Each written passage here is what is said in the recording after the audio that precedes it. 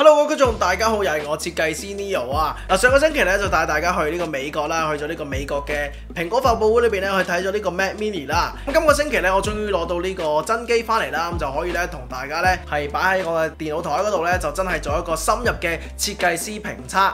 介紹下呢部機先，咁我呢部係高配嘅 Mac Mini 嚟嘅，咁佢裏邊有 M4 Pro 嘅晶片啦，咁而且係14核心 CPU、20核心 GPU 嘅高配版晶片嚟噶。咁呢條影片咧，我就打算分成兩個部分，咁就有上集同埋下集啦。第一個部分咧就會係跑分嘅部分啦，咁咧就真係會針對呢部高配版嘅 Mac Mini 佢嘅 CPU 效能、GPU 效能同埋 SSD 嘅寫入寫出速度咧，就會做好多嘅測試啦。咁一共咧係會有17項嘅測試噶。冇錯啦，第一部分咧係會好詳盡啦，而且係會有好多冷冰冰嘅數字噶。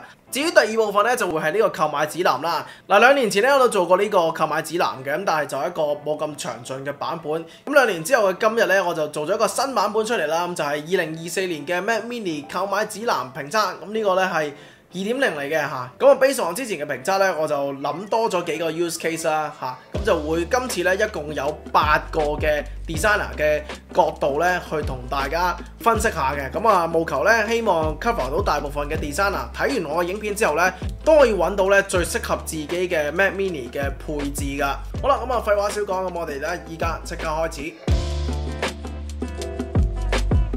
今次呢部新嘅 Mac Mini 個盒咧就非常之細啦，咁盒嘅兩邊咧就有寫住呢個 Mac 同埋 Mini 嘅字眼啦。我哋一打開咧就見到 Mac Mini 嘅主機啦，哇，好殘眼啊！唔好意思啊，因為我拍嘅時候咧嗰盞燈 set 得光咗，所以反晒光咁樣啦。上次都同大家講過機身同埋手感啦，今次就唔再多講啦。好，我哋下面咧見到就會係一條嘅電源線啦。今次嘅電源線咧都係黑色，咁另外亦都採用咗佢哋 Apple 而家新出嘅產品，全部都會用到嘅呢個編織嘅物料啦，咁啊更加之耐用，而且咧冇咁容易污糟嘅。好啦 ，set up 呢部 Mac Mini 就好簡單嘅啫，咁我就係一個 HDMI 同埋一條電源線就搞掂噶啦。第一件事當然係開機啦，冇錯啦，咁啊手指咧係攝唔到入去嘅，咁啊大家係需要抬起部機咧去撳底下個開機掣咧先至開到嘅。上一條片咧都好多人留言啦，咁其中有一個網友咧佢嘅見解就好獨特啦，咁佢就話咧呢部機咧應該咧調轉嚟擺啊，如果調轉咗嚟擺嘅話咧，嗰粒開機掣就會向上啦，咁就會容易啲撳呢粒開機掣啦。咁我一開始聽到呢樣嘢咧，我覺得係有啲搞笑嘅，點解會將部機倒轉嚟擺咧？唔會好奇怪咩？咁但係咧，我今日做完呢個評測之後咧，我係發現咗啲新嘢喎，原來倒轉部機嚟擺咧，對嗰個效能咧係會有啲影響㗎。大家而家聽可能唔係好明啊，我陣間同大家咧慢慢解釋。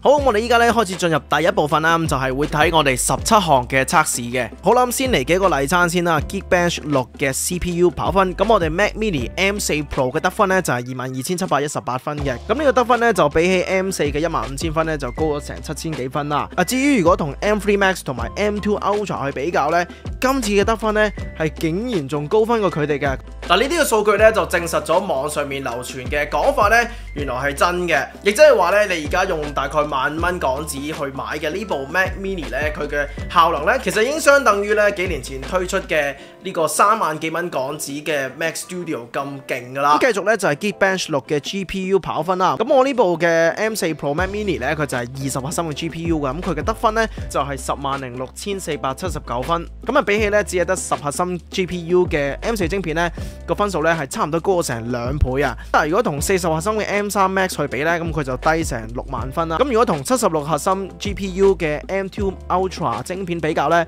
咁啊分數仲低得多添，咁啊低咗成13萬分啦。好啦，我哋進入呢個重頭戲啦，咁啊要睇 GPU 表現咧，當然要睇呢個 rendering 啦。咁我哋要睇 rendering 就當然係睇 Cinebench。我哋20核心 GPU 嘅 M4 Pro Mac Mini 咧喺呢個 Cinebench 2024嘅 GPU 跑分測試裏邊嘅得分咧係8999分㗎。40核心 GPU 嘅 M3 Max 嘅得分咧就係13011分。咁M3 Max 咧都真係高分好多喎，咁高分成差唔多4000分啦。至於76核心 GPU 嘅 M2 Ultra 咧，就今日冇辦法去分享到啦，因為咧我冇佢嘅數據啦。咁我喺跑呢個 Cinebench 嘅測試嘅時候咧，我就有一個有趣嘅發現喎。大家知道啦，所有跑分裏邊咧，跑 Cinebench 咧係最吃力嘅，好多時候咧都會跑到啲機咧喘晒氣啊，開晒風扇啦。咁我哋呢一部嘅 Mac Mini 咧亦都唔例外啦。咁你跑到大約中間嘅時候咧，就開始開風扇啦。咁跑緊 Cinebench 嘅期間，個風扇呢係開到盡嘅，而且溫度呢就徘徊喺58至到60度之間。咁我跑分嘅時候呢，我就喺中途呢就突然間有一個諗法喎，咁就係我想嘗試呢將部機上下反轉，想睇下嗰個分別，因為我覺得咁樣會唔會散熱好啲呢？咁我反轉咗之後呢，個風扇呢竟然係自動細咗，而且佢噴出嚟嘅風呢亦都慢慢由暖風呢轉做噴啲凍風出嚟。咁呢樣嘢證明咗啲咩呢？咁原來呢部機喺佢直立嘅時候呢，啲風打落地下喺中間條罅攝出嚟呢，其實嗰個散熱效果係冇咁好嘅。但係如果你反轉咗部機，咁啲暖風呢喺上面咁樣噴出嚟呢，反而呢係會有一個更加好嘅散熱效果啊！嗱，如果你嫌上下反轉嚟擺會好奇怪嘅話呢，我亦都諗到第二個擺法嘅，咁就係打側嚟擺啦，咁即係垂直咁樣擺放你嘅 Mac Mini 啦。咁呢個擺法呢，我自己覺得睇起上嚟冇咁奇怪嘅，咁而且呢亦都可以帶翻嗰兩個優點俾我哋啦，分別呢就係個開機掣係喺上面啦，咁而且個散熱嘅位置呢都係向住側面啦，咁就可以有一個更加好嘅散熱表現啦。我相信聽到呢度呢，都會有啲觀眾仲係有啲質疑啦，到底咁樣擺係咪真係可以令到個效能更加勁㗎？大家如果唔信呢，就俾啲數字大家睇啦。咁我發現呢，打側放部機呢，跑出嚟嘅 Cinebench 嘅分數呢係高啲嘅，咁就由本身呢佢直立嘅時候嘅8999分呢，變咗而家打側跑出嚟嘅分數呢，竟然係有9165分啊！咁啊足足升咗成100幾唔到200分啦。咁所以就證實咗我嘅講法，部機打側放或者係反轉咁放嘅話呢，效能係會強啲嘅。嗱，繼續咧就係 Re-Ray 嘅測試啦。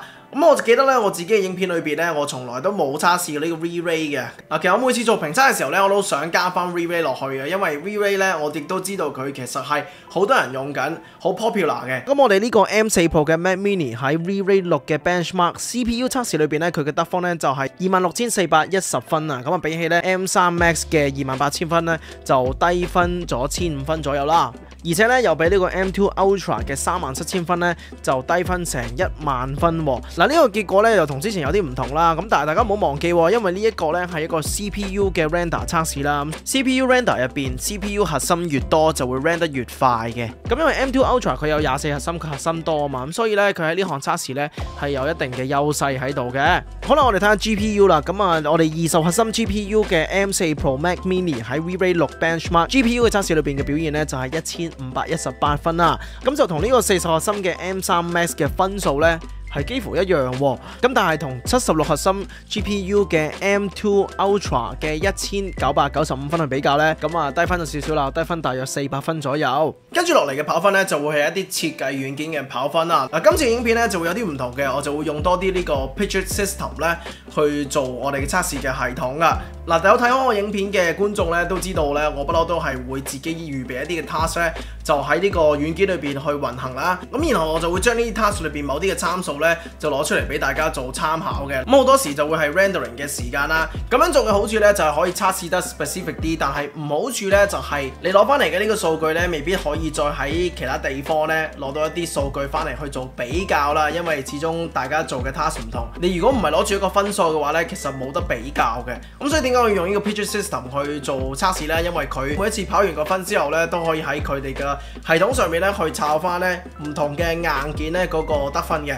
咁而且佢 support 嘅設計軟件亦都有好多啦，例如有呢個 Photoshop 啦、After Effects 啦、DaVinci Resolve 啦，仲有 Premiere Pro 嘅。咁所以係一個好完整嘅一個測試系統啦。咁所以今日呢，我就會用呢個系統呢同大家做呢個設計軟件嘅測試噶。好，我哋而家呢先睇 Photoshop 先。咁 M4 Pro Mac Mini 佢 Photoshop 裏邊嘅 Paget Bench 分數得分呢係11909分啊。咁呢個分數呢係全部電腦裏邊最高分噶喎。緊接喺後面嘅就係呢個 M3 Max 啊。咁佢分數呢就係11400零分。咁個分數相差都唔遠嘅。再睇下 M4 版嘅 Mac Mini， 咁呢度嘅得分呢係有啲另外意外噶。佢個分數呢係只係低分1000零分左右啫，咁都有成10700分啊。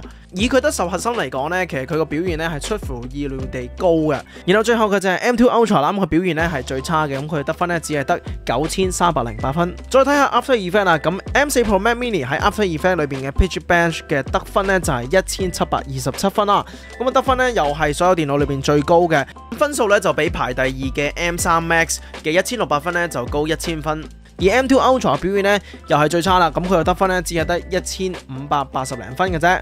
再睇下剪片軟件啦，咁呢個 DaVinci Resolve 裏邊佢哋嘅 Paget Bench 又點樣呢？ M4 Pro Mac Mini 咧喺呢項測試入邊得分咧就係8579分啦，咁個分數咧比起 M4 低配版本嘅 Mac Mini 咧係高分成2000分噶，咁但係咧個分數咧就明顯地咧比起 M3 Max 同埋 M2 Ultra 咧係低好多喎。然後就係 Premiere Pro 啦，咁 M4 Pro Mac Mini 佢嘅 Picture Bench 嘅得分咧就係6603分，咁個分數咧又係比起 M4 晶片嘅 Mac Mini 咧係高分大約2000分嘅。咁但係都係一樣啦，呢個分數咧明顯地咧係比起 M3 Max 同埋 M2 Ultra 嘅分數咧係低好多嘅。嗱，睇完呢4個設計軟件嘅數據之後咧，我自己就有一個結論啦。如果你係用 Photoshop 或者 After Effects 嘅話咧，其實你睇翻呢4部機嘅數據咧，其實佢哋俾你個效能咧係唔係話差太遠嘅。咁可以話咧，如果你用呢啲軟件嘅話咧，你用呢4部機嘅效能咧，其實使用感可能會差唔多噶。但係如果你用 DaVinci Resolve 或者 Premiere Pro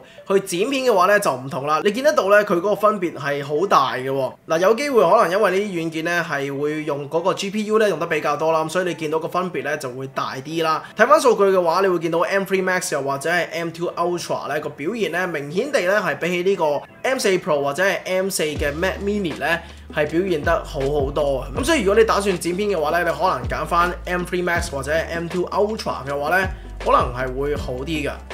影片嚟到呢度咧，我哋終於嚟到呢個 Blender 嘅部分啦。咁今次咧，我會針對 Blender 咧去做4項嘅測試嘅。咁第一個咧就係喺 Blender 4.0裏邊咧呢個 Junk Shop 嘅場景啦。咁佢裏邊咧就用到呢個 Cycles 嘅 GPU 去做 render。咁呢度咧我哋秒數越低嘅話咧，就代表咧效能越好嘅。好，咁我哋先睇呢個 M4 Pro 嘅 Mac Mini 啦。咁佢喺呢個測試裏邊咧就用咗11秒噶。咁個時間咧就同下面嘅 M2 Max 咧就差唔多。咁 M2 Max 就用咗14秒嘅。咁喺呢項測試裏邊咧，最快嘅咧係 M3 Max 啊，咁佢就只係用咗6.9秒嘅啫。咁呢個速度咧，甚至乎比起 RTX 嘅4090 PC 咧，仲要再快啲，因為 PC 咧佢都用咗成7.7秒，而 M3 Max 只係6.9秒嘅啫。咁呢樣嘢咧喺之前嘅影片咧都已經同大家講過一次噶啦。好啦，咁繼續都係 GPU render 嘅測試啦。咁呢個咧就係 Blender 4.0裏邊咧，我哋用 Eevee 去做 render 嘅話，嗰個表現又如何咧？M4 Pro Mac Mini 喺呢項測試裏邊咧就用咗9.66秒啦，咁個表現咧就同 M2 Max 差唔多嘅，而喺呢項裏邊跑得最快嘅咧係 M3 Max， 咁佢只係用咗7.42秒。繼續咧就係一項 render 頭髮嘅測試啦，咁我就發現咧今年嘅 Blender 4.2咧佢係針對呢個頭髮嘅 rendering 係有一啲嘅改進喺度噶。喺之前影片裏邊咧我 show 過呢個 M3 Max， 佢喺 Blender 4.0裏邊去 render 頭髮嘅時候咧係需要用到成1分幾鐘嘅。同一個場景咧，依家我哋升級咗 Blender 4.2之後咧，個速度咧竟然只係需要19.37秒啊！咁同樣嘅場景我都喺 RTX 4090上面重新再跑多一次，咁依家咧佢只係需要用18.38秒咧就已經完成個 rendering 啦。嗱，最令人鼓舞嘅咧就係今次呢個 M4 Pro 嘅 Mac Mini 咧，佢去做呢個頭髮 rendering 測試，佢只係用咗19.79秒啊！亦即係話呢個 M4 Pro 咧喺某啲方面咧，佢係已經追得到呢兩位咁強嘅對手噶啦。最後就係一個針對 CPU 效能嘅一個測試啦，咁就係一個流體模擬嘅測試。咁呢個測試裏邊咧 ，M4 Pro Mac Mini 咧就跑得最快喎，咁佢只係用咗咧126.94秒咧就已經完成咗啦。咁個速度咧明顯地咧係比起 M3 Max 同埋 M2 Max 咧係跑得快好多。最後咧就係一個綜合能力嘅測試啦。咁 Blender 佢哋都有一個 benchmark 嘅 tool 嘅。咁我哋先講呢個 CPU 嘅測試。咁 M4 Pro Mac Mini 咧喺 CPU 測試裏邊咧，佢嘅得分係390分嘅。咁個分數咧就同 M3 Max 嘅分數咧幾乎係一樣嘅。至於低配版嘅 M4 Mac Mini 嘅得分咧，佢就只係得229分，咁都差得幾遠。而跑分最高嘅咧就係核心最多嘅呢個 M2 Ultra 啦，佢嘅得分咧係495分嘅。再睇下 Blender 嘅 GPU benchmark 測試啦，20核心 GPU 嘅 M4 Pro Mac Mini 嘅得分咧就係2491分，咁佢得分咧係比起 M4 Mac Mini 嘅得分咧差唔多高咗成1倍啦。但係如果同 M3 Max 同埋 M2 Ultra 去比較嘅話咧，M4 Pro 嘅得分咧就明顯比較遜色啲啦。嗱，我自己睇完呢啲 Blender 嘅數據之後咧，我自己就有一個少少嘅結論啦。咁就係如果係純粹論呢個 CPU 嘅效能嘅話咧，M4 Pro 晶片咧同呢個 M3 Max 嘅效能咧可以以話係睇齊嘅，因為好多數據咧，我哋就見到佢哋嘅表現都差唔多啦，而且有好多嘅數據亦都見得到咧 M4 Pro 同埋 M4 呢兩張晶片咧，嗰個高低分別都係好大嘅。咁所以喺 Blender 裏邊，如果你用 M4 Pro 晶片嘅話，你會明顯見到同 M4 晶片咧係有一個大嘅分別啦。至於如果論呢個 GPU rendering 即係算圖嘅能力嘅話咧，咁似乎咧睇翻數據咧都係 M3 Max 咧嘅表現係最好啊，因為佢有40核心嘅 GPU 啦，而且佢一張比較新啲嘅晶片啦。咁所以如果 RAM 嘢嚟講咧，我自己都仲係會覺得 M3 Max 咧仍然係最強嘅。最後咧，我哋就睇下呢個 SSD 嘅寫入寫出速度啦。咁我今日呢部嘅 Mac Mini 咧就係4TB 版本嘅。大家已經知道啦 SSD 嘅容量越大咧，佢嗰個寫入寫出速度咧係會越高嘅。咁所以咧，我呢部機咧應該即係寫入寫出會幾快嘅。咁我就用咗呢個叫 Amorphous 嘅工具咧去測試啦。咁我哋見到咧佢個 read write 嘅速度咧分別係6419個 MB per second 同埋7168個 MB per second 噶。咁速度咧同以前嘅 Mac Mini 一樣啦，都係非常之快嘅。好啦，咁我哋今日咧呢個 Mac Mini 嘅評測嘅上集咧就先嚟到呢度啦。咁下集咧翻嚟就會同大家咧去呢個第三部分啦。咁第三部分咧就會係呢個 Mac Mini 嘅購買指南。